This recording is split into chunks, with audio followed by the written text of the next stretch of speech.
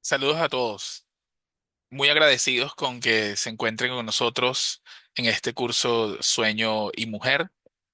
Mi nombre es Claudio Cárdenas. Yo soy neurólogo, especialista en sueño de la Academia Venezolana de Medicina del Sueño y de la Asociación Latinoamericana de Sueño. Y hoy les voy a hablar sobre dolor y sueño en la mujer.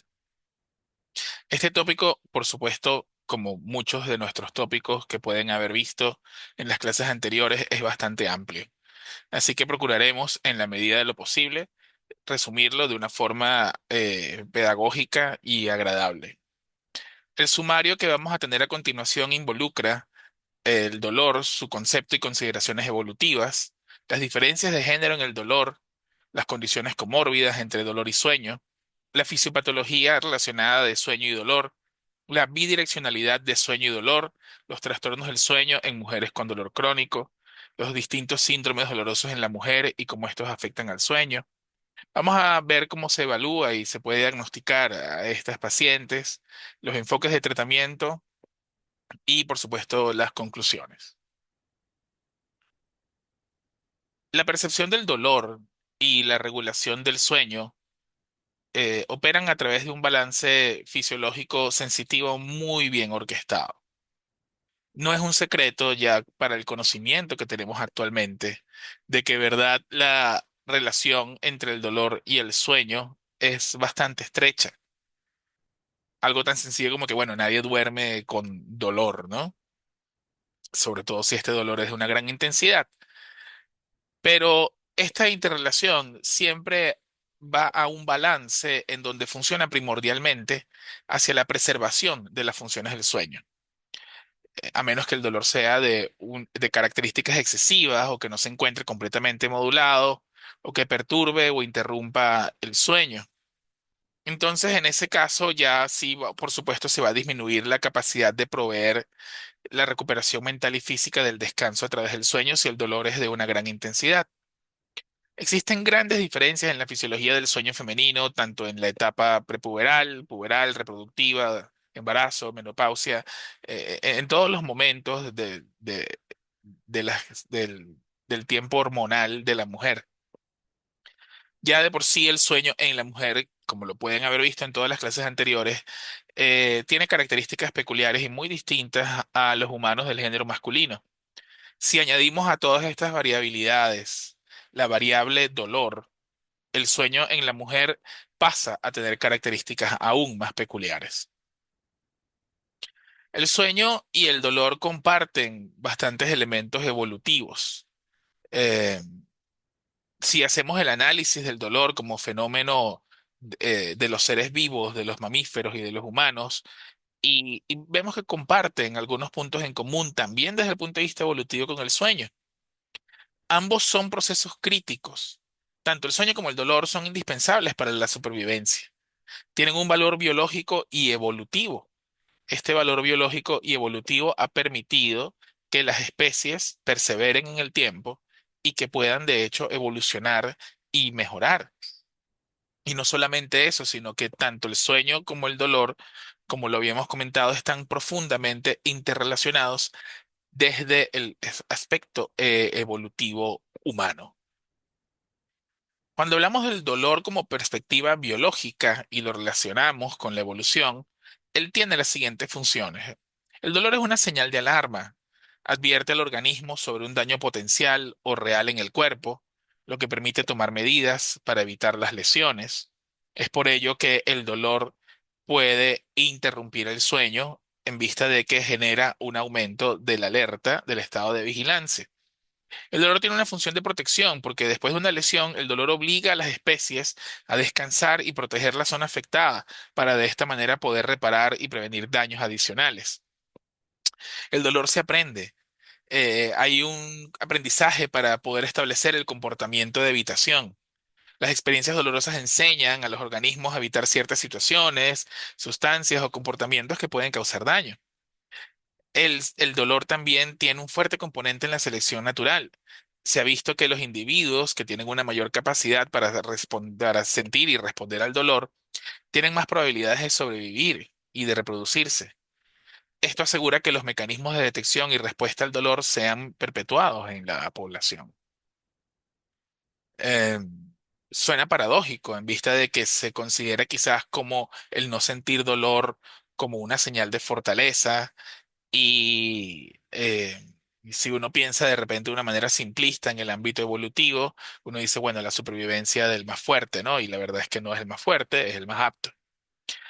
Con respecto a la interacción social, en algunas especies el dolor puede servir como una forma de comunicación, alertando a otros individuos del grupo sobre peligros o necesidades de asistencia, de manera tal de que se pueda proteger la comunidad de animales. Existen muchas definiciones del dolor. Nosotros vamos a utilizar las definiciones de la Asociación Internacional para el Estudio del Dolor, ¿ok? Para no desviarnos de todos los conceptos que existen de dolor, esta es la última que se actualizó en el año 2020. Se define como experiencia sensorial y emocional displacentera asociada con daño tisular presente o potencial o descrita en términos de dicho daño. Para poder entender este concepto aún más, se han establecido algunos ítems adicionales a la definición. Hay que tomar en cuenta de que la experiencia sensorial y emocional displacentera asociada con daño tisular presente o potencial, fíjense cómo se va al punto en donde el dolor todavía no se tiene que haber sentido para tener cierto grado de motivado al aprendizaje que antes habíamos comentado, el poder quizás evitarlo de cierta manera. El dolor es una experiencia personal. Está influenciada en diversos grados por factores biológicos, psicológicos y sociales y lo vamos a tocar ahora más adelante. El dolor y la nocicepción son fenómenos diferentes. El dolor no puede inferirse únicamente a partir de la actividad en las neuronas sensoriales. A través de las experiencias de la vida, las personas aprenden el concepto de dolor. Y el reporte de una persona sobre una experiencia como dolor, aunque no parezca que de repente llega a ese punto de generar dolor en la concepción individual de lo que has aprendido tú del concepto de dolor, debe ser respetado. Aunque el dolor usualmente cumple una función adaptativa y es necesario y útil para la preservación de las especies, puede tener efectos adversos en la función y el bienestar social y psicológico. Y hay que tomar en cuenta que el dolor no solamente se refiere verbalmente, también pueden haber comportamientos que expresen el dolor. La incapacidad de comunicarse no niega la posibilidad de que un humano esté experimentando dolor. Y bueno, y el caso típico es los pacientes, las pacientes con deterioro cognitivo, que en ocasiones en el contexto de dolor a veces no se quejan de dolor, sino que sencillamente tienen inquietud, acaticia, agitación, etcétera, etcétera. Ahora, una vez definido esto, vamos a ahondar un poco en las diferencias de género en el dolor. Durante todo este curso, ustedes han visto las diferencias que existen de género en el contexto del sueño. Es algo a lo que no voy a ahondar en esta presentación, sino que voy a tomar esa información para interrelacionarlo, ¿no? Se conoce que existen diferencias neurofisiológicas en el dolor según el género. Desde el punto de vista estructural anatomofuncional, se ha visto que hay un mayor volumen comparativo del hipocampo en la mujer, así como un menor umbral para la activación de la amígdala y de la corteza prefrontal en respuesta al dolor. Ya veremos más adelante que la corteza prefrontal está relacionada directamente con el sueño no REM. Eh, el umbral de activación de esta corteza frontal y de la amígdala en la mujer es mucho más sensible. Entonces, la mujer, y probablemente por razones evolutivas adaptativas, tiene una mayor sensibilidad al dolor desde el punto de vista de diferencias de género. Y como mencionábamos, eso es un fenómeno que viene desde la evolución de las especies y la evolución de la especie humana, ¿no? Desde el punto de vista neuroendocrino, el dolor, por lo menos en el caso de las mujeres que tienen estrógenos en mayor cuantía que los hombres, eh, se puede ver que el estrógeno puede actuar en receptores intracelulares y modifican la expresión genética de receptores acoplados a las proteínas G como segundo mensajero que están distribuidos a lo largo del sistema nervioso periférico, central y periférico. Y en el caso de la testosterona como hormona masculina, que obviamente está en mayor cuantía en los hombres, la testosterona tiene algunos efectos antinociceptivos. ya que limitan la producción de citoquinas inflamatorias como el factor de necrosis tumoral, lo que hace que los humanos del género masculino sean menos susceptibles a experimentar el dolor.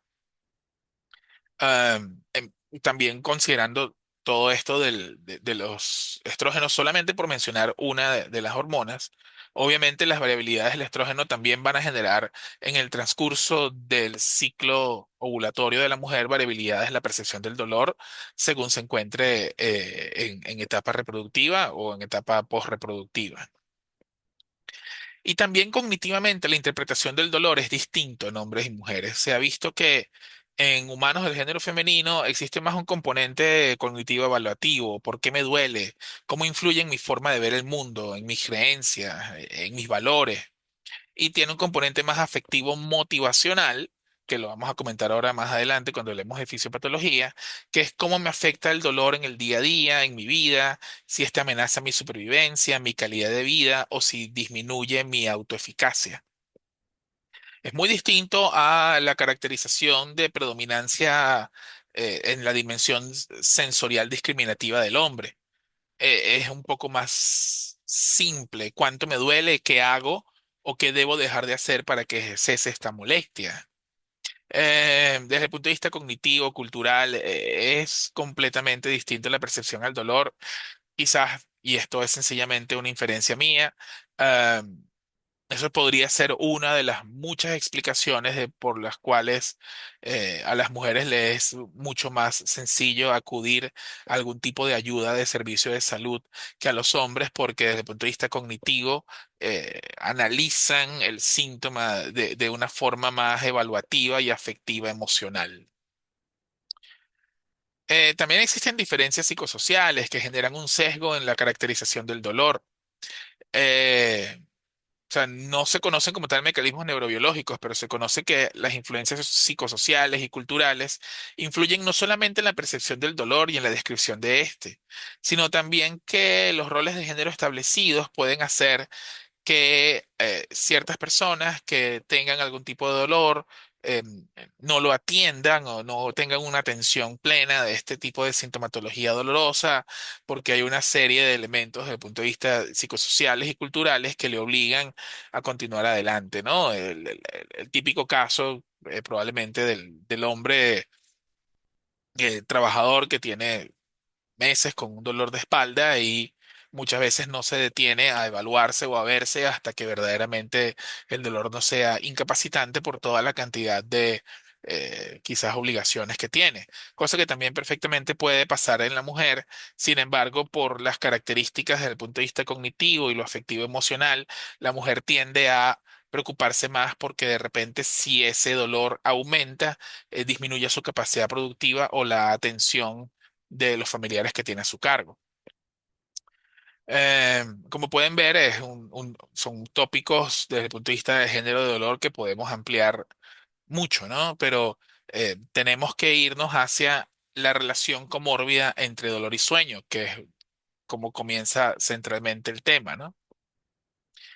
Habíamos hablado de que ya de por sí el dolor y sueño tienen características evolutivas similares. Los dos son indispensables para la preservación de las especies. Son funciones vitales que se han mantenido a lo largo de la vida de los seres vivos, de los mamíferos, los humanos en la Tierra, ¿no? Entonces, eh, pero esta relación no solamente también está considerada en lo que habíamos hablado de que el dolor como señal de alerta, al condicionar el alerta por el alarma que genera para la prevención, obviamente tiende a interrumpir el sueño. Pero vamos a ir un poco más allá. Y se ha visto que el dolor crónico afecta aproximadamente un 20% de la población de los Estados Unidos y que el dolor crónico de alto impacto, que es ese dolor que interfiere con la capacidad de trabajar o la calidad de vida casi todos los días, puede inclusive ser del 8%, ¿no? También tenemos que tomar en cuenta que la mayoría de las personas con dolor presentan amplios índices de trastornos del sueño. Las personas que presentan dolor suelen tener también trastornos del humor, ansiedad, depresión. Más del 40% de las personas que sufren insomnio crónico lo padecen en el contexto de dolor físico, es decir, de cada 10 pacientes que tienen insomnio, por lo menos 4 se van a quejar de dolor. La depresión y los trastornos del sueño moderados a severos están presentes en el 80% de los pacientes con dolor crónico. Entonces es una comorbilidad sumamente frecuente. ¿De qué forma se puede relacionar el insomnio como un factor de riesgo para el dolor crónico? Porque no solamente es el hecho de que estén divorciados, de que eres una persona que padece de insomnio y que además por alguna condición presenta dolor, sino que además se ha visto que en estudios longitudinales prospectivos, las alteraciones del sueño en mujeres, en sujetos sin dolor, puede aumentar significativamente el riesgo de diferentes condiciones de dolor crónico. Es decir, si la persona de repente padece de dolores de cabeza, de algún tipo de dolor crónico, de repente generalizado, o fibromialgia o articular, algún dolor musculoesquelético, alteraciones de la articulación temporomandibular, se ha visto que es posible que ese dolor que podría haber sido agudo en algunas circunstancias se cronifique si esta persona tenía previamente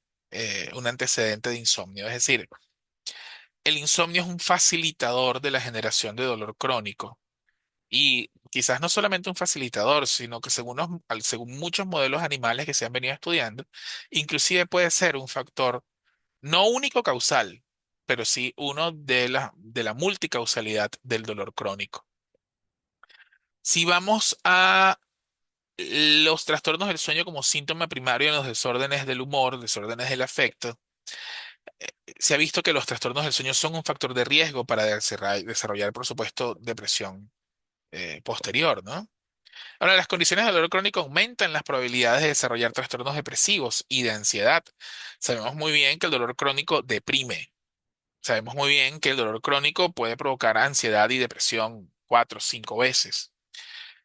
El 20% de los pacientes con dolor informan síntomas de depresión, el 35% de ellos informa un trastorno de ansiedad en el último año.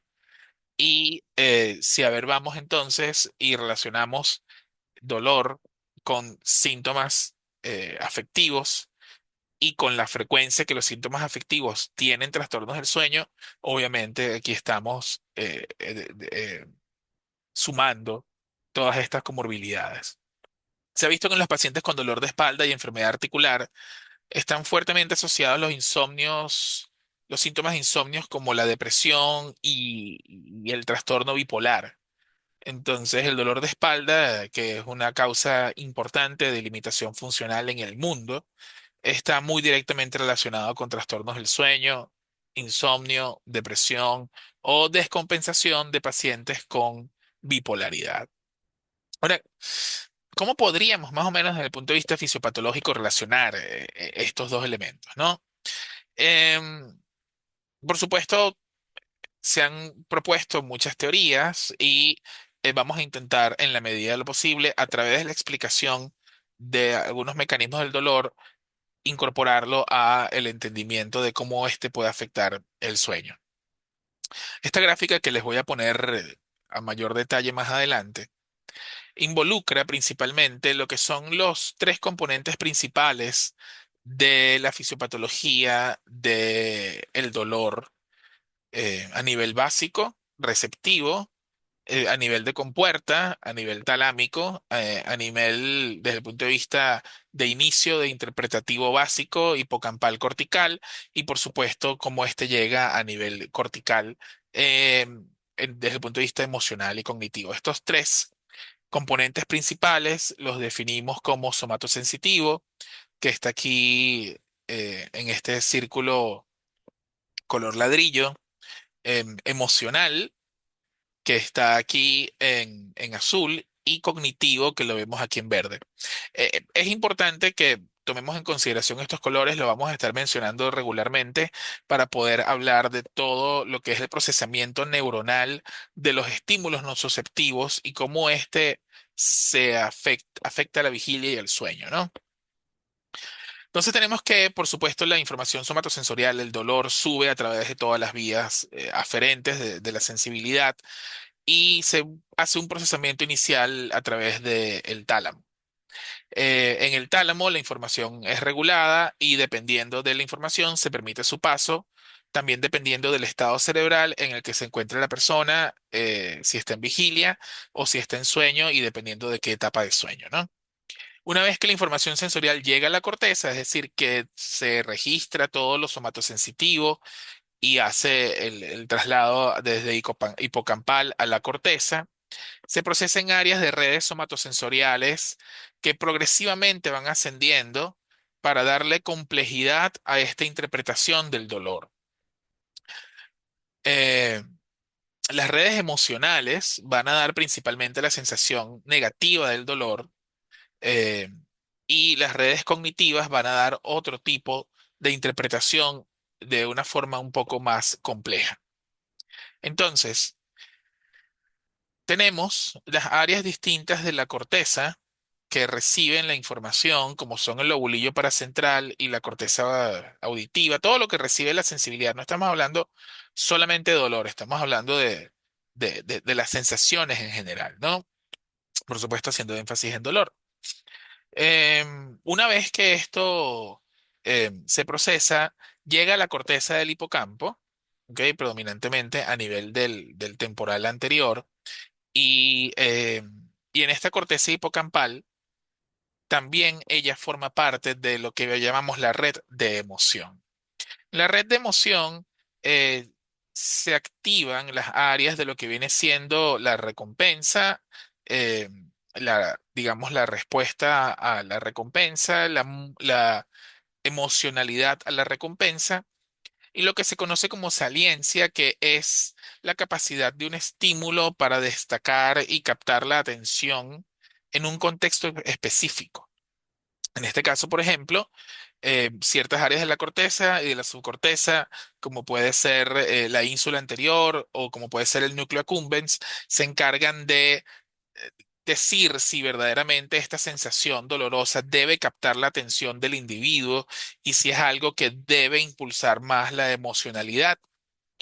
En las áreas que corresponden a lo que viene siendo la recompensa, también derivadas de lo que viene siendo el temporal anterior y el núcleo accumbens, se caracteriza la emocionalidad negativa referente al dolor, ¿no? Entonces, es por ello que digamos que la sensación del dolor puede ser como una contrarrecompensa en vista de que las características de esta área dan principalmente un sentimiento negativo hacia el dolor y por lo tanto se busca de cierta forma un rechazo, una evitación, pero esto no llega a ser una conducta porque no ha llegado a trascender al área cognitiva como se puede ver en esta zona. Este sentimiento negativo hacia el dolor en la red de la emoción se encuentra principalmente en estas áreas del temporal anterior, como pueden ver en el área insular, que ya les había comentado, y la corteza frontomedial. ¿Ok? Ahora, así como sube a estas áreas de las redes de emoción, predominantemente hacia las regiones que comenté del temporal anterior, insular, frontomedial, también va a haber un ascenso hacia lo cognitivo. Estas redes cognitivas están determinadas principalmente por lo que se llama las redes dorsales anteriores y también lo que vienen siendo las redes del control ejecutivo tanto del hemisferio derecho como del hemisferio izquierdo. ¿Con qué fin? Bueno, la interpretación cognitiva de la sensación dolorosa es la que permite que haya una atención y una alerta al estímulo doloroso. Entonces podríamos decir que si esto llega a ser reconocido, o sea, si el dolor tiene una intensidad, una característica o una representación que pueda de cierta manera necesitar la provocación de un estado de alerta, este tipo de dolor va, por supuesto, a interrumpir el sueño. Esta red cognitiva también es lo que permite lo que llamamos la reactividad motivacional. La reactividad motivacional es no el reflejo de retirada súbito cuando se establece el dolor, sino es qué voy a hacer, cómo voy yo a reaccionar, qué voy a ejecutar desde el punto de vista del control ejecutivo para yo alejarme de esta situación que me genera dolor, poder evitar esta situación que me genera dolor. Entonces, este tipo de interpretación cognitiva a nivel cortical, por supuesto, está determinada por las redes frontales dorsales anteriores. La red de atención dorsal es una red involucrada en el control voluntario de la atención espacial y la selección de ciertos estímulos relevantes. Entonces, estas redes se van a activar dependiendo también de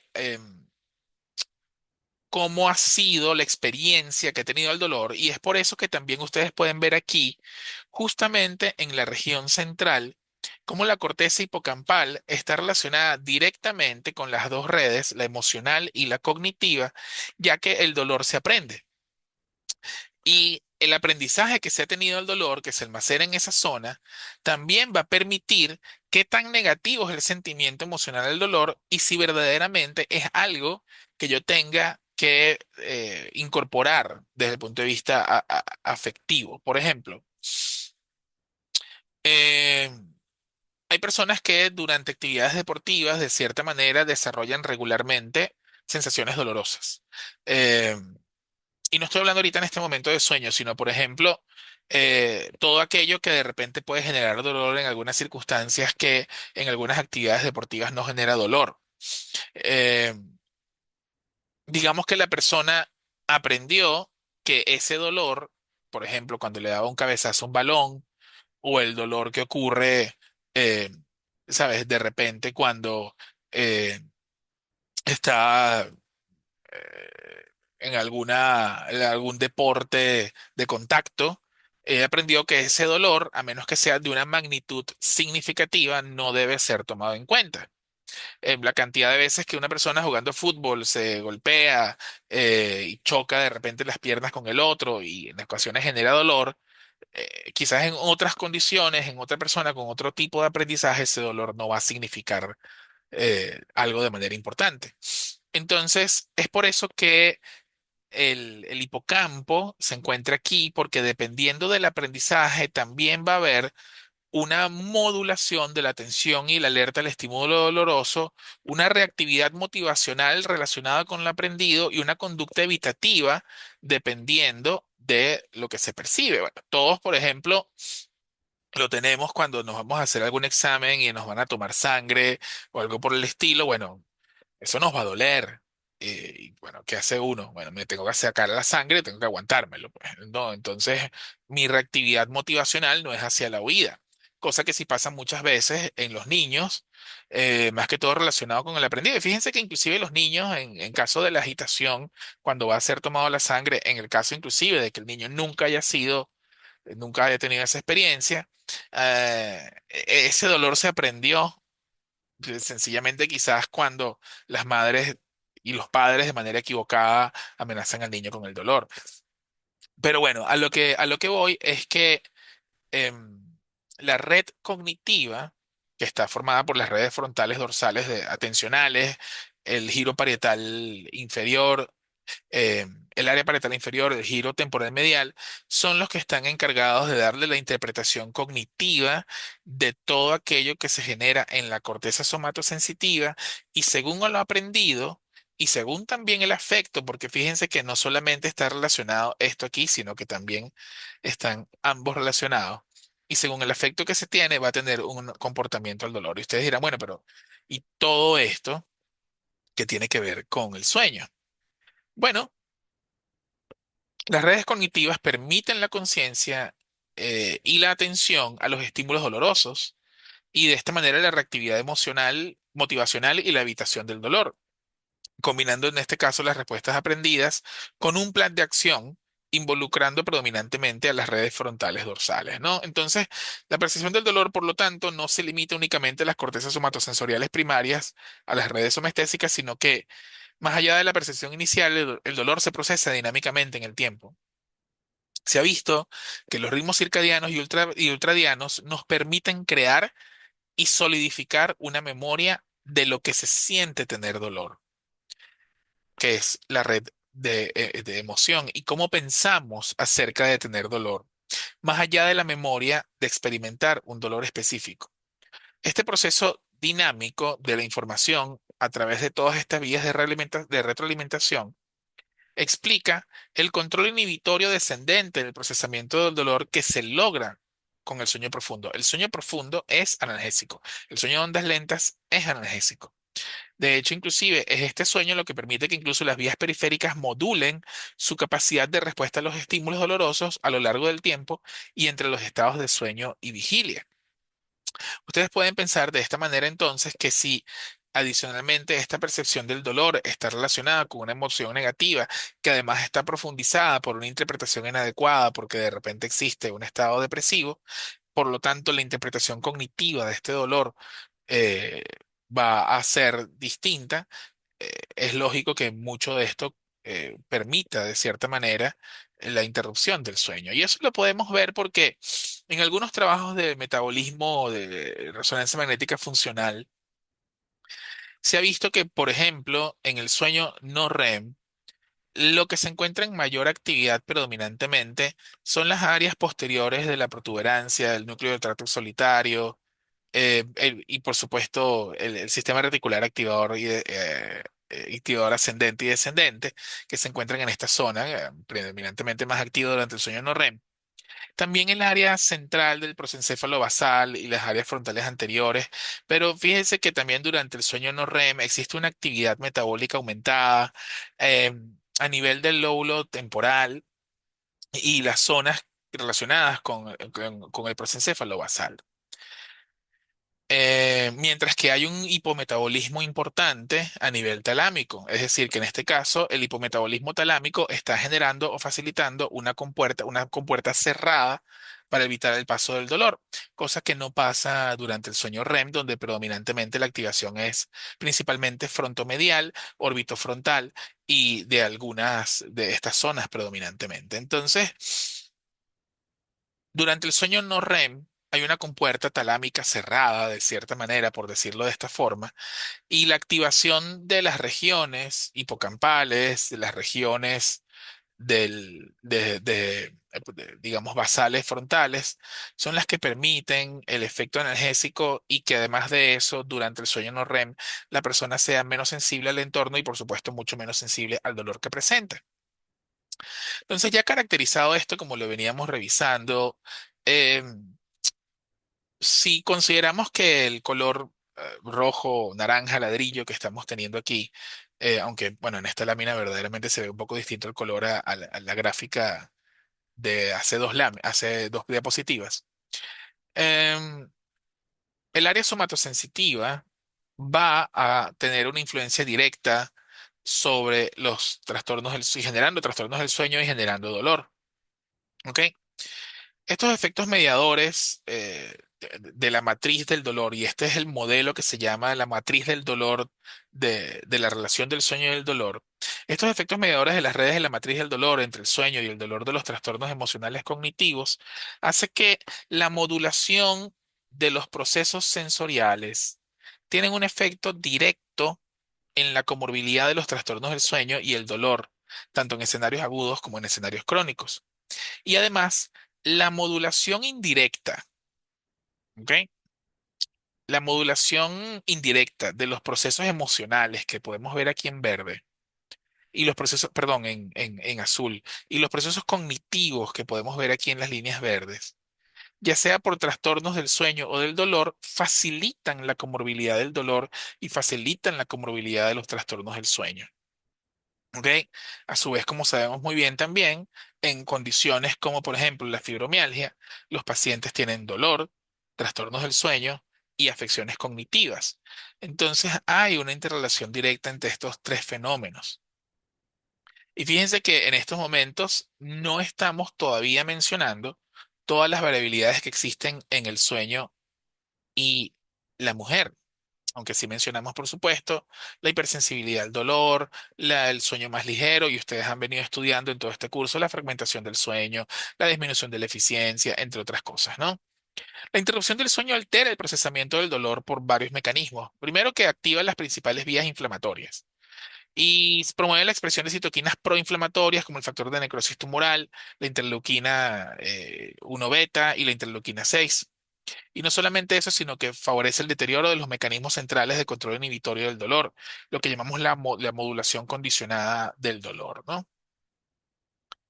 No podemos olvidar que las citoquinas proinflamatorias, no todas, pero las citoquinas proinflamatorias eventualmente promueven la inducción homeostática del sueño. Es decir, eh, en el contexto de dolor, la liberación de citoquinas proinflamatorias aumenta la somnolencia, aumenta la presión de sueño, el proceso S de sueño. Pero en vista de la alerta generada, o la hipervigilancia generada por el aumento del dolor, este proceso ese homeostático de presión de sueño no puede ser cumplido porque hay una promoción de la alerta. El ejemplo perfecto de esto es como un paciente que llega a ser atendido con intenso dolor, una vez que de repente uno le coloca un analgésico y trata el dolor agudo, queda profundamente dormido. ¿Ok? Porque de hecho la presión de sueño no solamente está derivada por la privación de sueño que ha tenido la noche anterior, sino que también por el dolor, sino que también la acumulación de citoquinas proinflamatorias aumenta la presión de sueño, ¿no? Parte de los mecanismos es el agonismo del receptor del ácido gamma-aminobutírico mediado por la interleuquina 1 beta. O sea, esta interleuquina aumenta el agonismo de este receptor y favorece de esta manera la restauración del tejido. Y a su vez, por supuesto, la privación del sueño disminuye los umbrales del dolor, que es un efecto que está mediado por la hiperreactividad de la red somatosensorial y la hiporreactividad del estriado y la corteza insular. Estos son redes y nodos claves en las redes cerebrales emocionales, como veníamos conversando anteriormente. Entonces, la privación del sueño genera algún tipo de falla cognitiva y si especificamos la falla cognitiva, podemos tener este tipo de caracterizaciones. Entonces, ¿qué implicaciones tiene clínicamente esta bidireccionalidad sueño y dolor? Bueno, em, se sabe que la somnolencia excesiva por privación de sueño aumenta la sensibilidad al dolor. Y eso es un hecho más que demostrado. Se ha visto que entidades como el insomnio y el síndrome de piernas inquietas generan un aumento de la sensibilidad al dolor y generan hiperalgesia. O sea, las cosas les duelen más. La disrupción del sueño genera deficiencia del sistema inhibitorio central o la amplificación de las vías descendentes facilitadoras del dolor. Se ha visto en estudios que el uso del CPAP en pacientes con dolor crónico reduce la hiperalgesia. De hecho, se han elaborado algunos modelos en donde se debe considerar el tratamiento de la apnea obstructiva del sueño antes de considerar que un paciente pueda estar padeciendo fibromialgia. Se conoce que pacientes con artritis de rodilla presentan más alteraciones del ritmo circadiano y desarrollaban insomnio comórbido. Y el dolor genera una activación del estado de hipervigilancia, característico de la fisiopatología del insomnio crónico, del modelo de las 3P de Spillman. Em, Saben muy bien que para poder tener insomnio tiene que haber una personalidad predisponente, tiene que haber un factor precipitante para generar un insomnio y un factor perpetuante para que éste se cronifique. Todos estos tres elementos lo que generan es una hipervigilancia cortical. Esta hipervigilancia cortical es la que impide que a pesar de existir una presión de sueño, haya la conciliación como tal del mismo. Lo que, bueno, uno le dice a los pacientes de que no es que le falta sueño, es que le sobra vigilancia, ¿no? Por lo menos yo lo digo con cierta frecuencia a los pacientes con insomnio. El modelo de las 3P, predisponente, precipitante y perpetuante en el desarrollo de la hiperexcitación cortical, eh, es lo que genera y facilita la cronicidad del insomnio. Ahora, según el modelo de las 3P, los factores predisponentes como los genes, el desarrollo cerebral, proporcionan un sustrato para los factores precipitantes, ¿no? Y este estado de hiperexcitación cortical también contribuye directamente a la generación del dolor. Y también contribuye directamente, por supuesto, a la generación de trastornos del sueño y contribuye directamente a la generación de trastornos del humor. De por sí, el dolor facilita los trastornos del humor, el dolor facilita el insomnio facilita los trastornos del humor y como se pueden dar cuenta, esto es una trinidad de elementos que se alimentan y se potencian entre ellos. ¿Qué trastornos del sueño son comunes en mujeres con dolor crónico? Bueno, el género femenino, el ser mujer, es uno de los factores de riesgo más importantes para padecer insomnio. Actualmente se piensa que es una relación de un riesgo relativo de 1,41 en la mujer con respecto a los hombres de padecer insomnio. Sin embargo, en los estudios con muestras mayores, de más de 5.000 personas, el riesgo en mujeres en comparación con hombres aumentó aún más. Al asociar la presencia de dolor agudo o dolor crónico, el riesgo de insomnio se duplica, 2,52, y es más frecuente que se prescriban hipnóticos a las mujeres, 1,6 veces más prescripciones para mujeres que para hombres. El uso de hipnóticos en las mujeres, particularmente el solpidem, se ha visto que aumenta la actividad de usos de sueño spindles en comparación con los hombres. El síndrome de piernas inquietas tiene una prevalencia significativa mayor en la mujer, 1,9-15% de la población general, sumamente subdiagnosticado, una predominancia significativa en hombres que en mujeres, principalmente en la edad adulta, en las edades pediátricas, más o menos es igual en niños que en niñas. En la mediana edad y en personas mayores, la relación es de 1 a 2 por cada por cada hombre que tiene síndrome de piernas inquietas, hay 2 mujeres que lo padecen.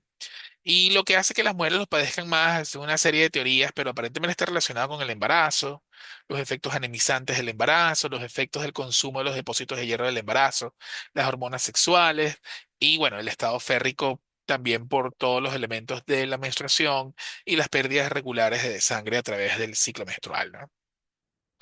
La apnea del sueño, cuando comenzó a estudiarse, se pensaba que era una relación muy escasa hombre-mujer. De hecho, el Wisconsin Sleep Cohort Study decía que el 24% de los hombres y el 9% de las mujeres padecían de insomnio, perdón, de apnea obstructiva del sueño, pero ya los estudios más recientes han determinado que esta brecha no es tan amplia.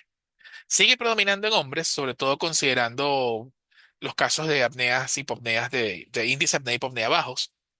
Actualmente todavía existe esa diferencia, pero es como que una 22% en hombres y 17% en mujeres. La diferencia es una relación 1 a 1,5, ya no es tan amplia como antes. Se sabe que la apnea obstructiva del sueño se ha relacionado con un aumento de la sensibilidad al dolor y como un elemento potenciador del dolor crónico y se ha visto, como lo comentamos antes, que el tratamiento con CPAP disminuye las experiencias dolorosas en mujeres con dolor agudo y crónico. Am, si trabajamos los síndromes dolorosos en la mujer, tenemos que hablar, por supuesto, de la fibromialgia y los síntomas los síndromes somáticos funcionales, ¿no? La fibromialgia también es mucho más frecuente en la mujer, lo que también ocurre en otros síntomas, otros síndromes dolorosos sintomáticos, ¿no? Difusos regionales. Se ha visto que los puntos de la sensibilidad que se ven en la fibromialgia generan un aumento del ritmo alfa del electroencefalograma, una disminución de la calidad de sueño. En la polisomnografía se observa predominancia de sueño ligero, más fragmentado, con mayor cuantía de microdespertares en pacientes en mujeres con fibromialgia y síndromes somáticos funcionales.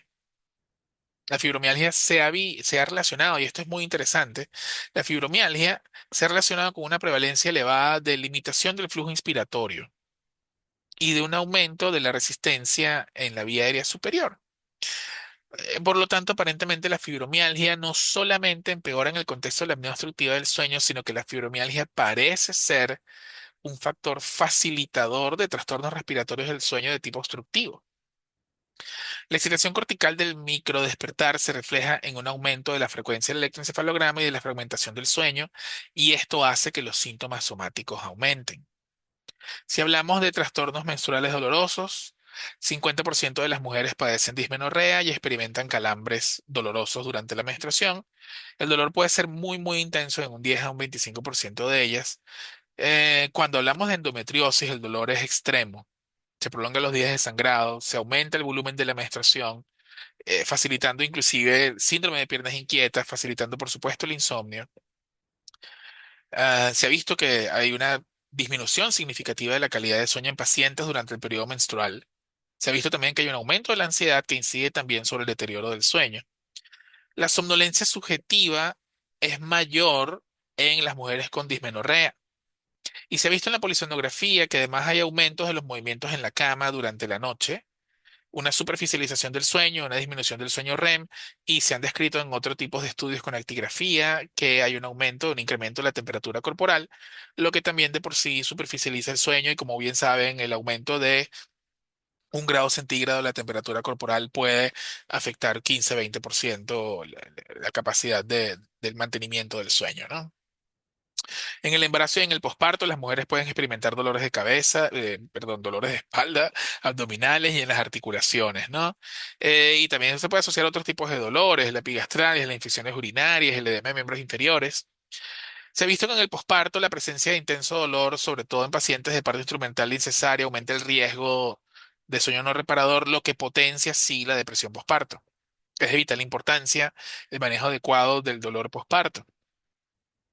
Y en esta protección del sueño de la mujer en el posparto y en la lactancia, por supuesto, para disminuir los riesgos de la depresión, es muy importante la colaboración de, por supuesto, eh, la pareja, el padre, para poder evitar y disminuir los riesgos de la privación de sueño posparto, ¿no?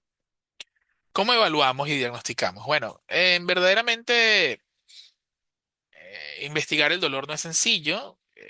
Clínicamente el dolor y el sueño son dispares. El dolor puede ser solo analizado subjetivamente. Actualmente podemos analizar objetivamente el sueño. Tenemos la polisonografía y la actigrafía. Pero se ha visto que inclusive en pacientes con dolor, la polisonografía y la actigrafía, en el caso de las mujeres, genera un sesgo importante en donde existe una variabilidad interestudio bastante significativa.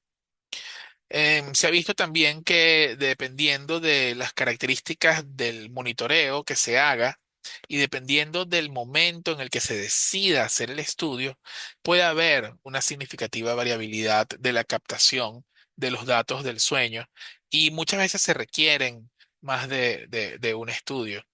El monitoreo actigráfico no es tan bueno como la polisonografía, por supuesto, pero en vista de que se puede mantener durante bastante tiempo en la mujer, colocado 7, 14, 21 días, meses, esto ha permitido que verdaderamente se disminuya el sesgo de la variabilidad internoche.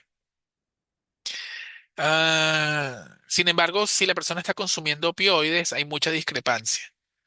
Eh, Los pacientes con dolor menos severo muestran la mayor alteración del sueño a dosis más altas de opioides, mientras que en aquellos pacientes con dolor intenso, los opioides pueden incluso resultar beneficiosos aumentando el sueño de ondas lentas. Entonces también la respuesta al tratamiento va a modificar el análisis con los estudios dependiendo de la respuesta al dolor.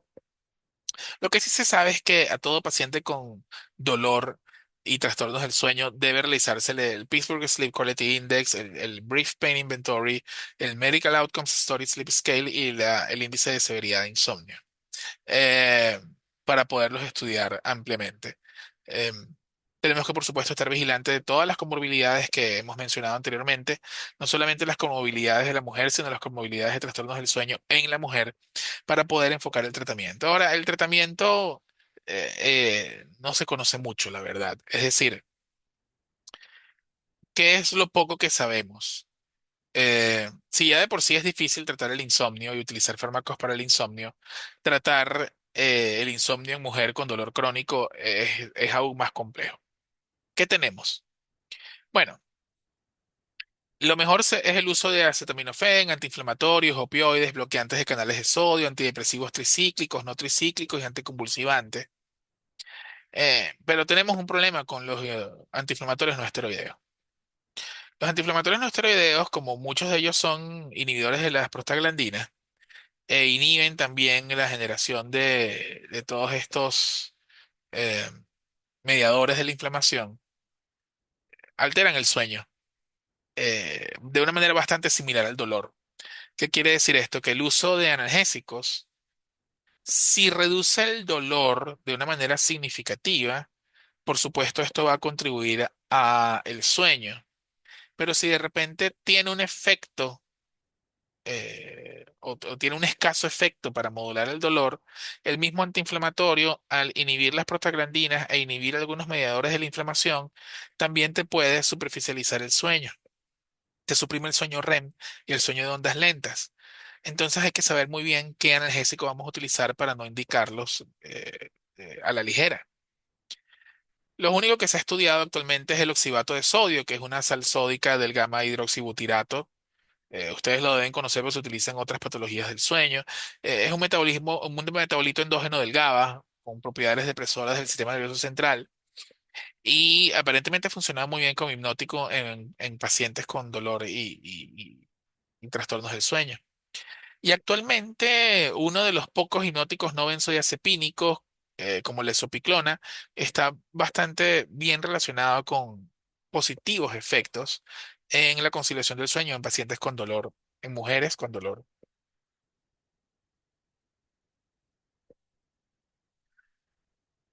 La famosa melatonina tiene algunos estudios en donde aparentemente es eficaz en pacientes que presentan dolor por trastornos de la articulación temporomandibular y dolor pélvico asociado a endometriosis, pero no ha funcionado en ningún otro tipo de trastornos del sueño en pacientes con dolor crónico, según lo que han demostrado los estudios.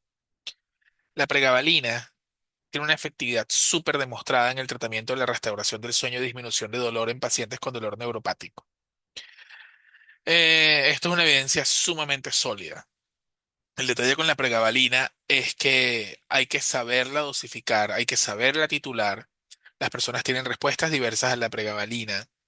Y muchas veces cuando tienen una mala experiencia con la pregabalina, se pierde un importante arsenal terapéutico y es importante que se inicien con dosis bajas relacionadas a peso y sobre todo en la tercera edad, comenzar con 25 miligramos, considerar no iniciar con 75 miligramos que puede tener un efecto bastante pesado. Y la verdad es que no es algo grave lo que ocurre, pero si la persona tiene una mala experiencia con una sensación de borrachera con la pregabalina, es muy difícil que tú la vuelvas a convencer de que tome pregabalina.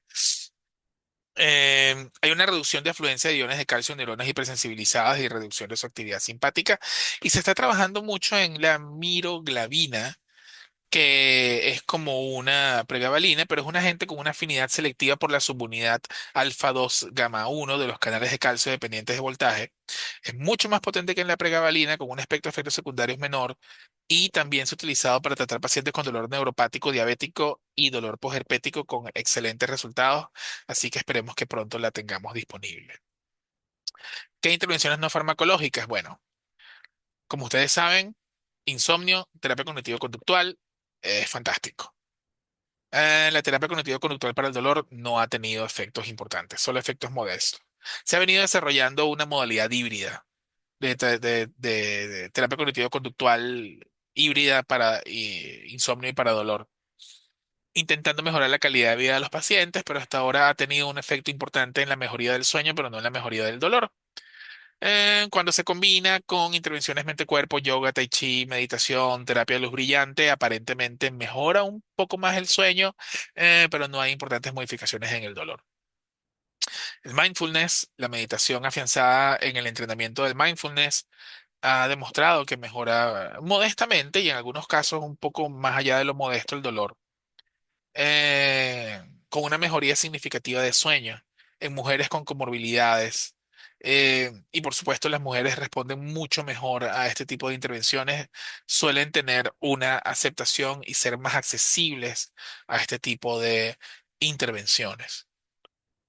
Entonces, ¿a qué conclusiones podemos llegar?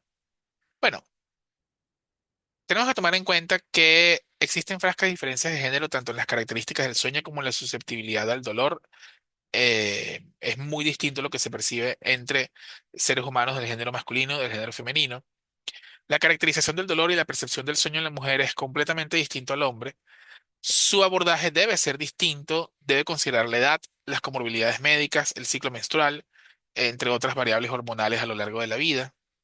El dolor interfiere con el sueño y el sueño alterado exacerba las respuestas al dolor.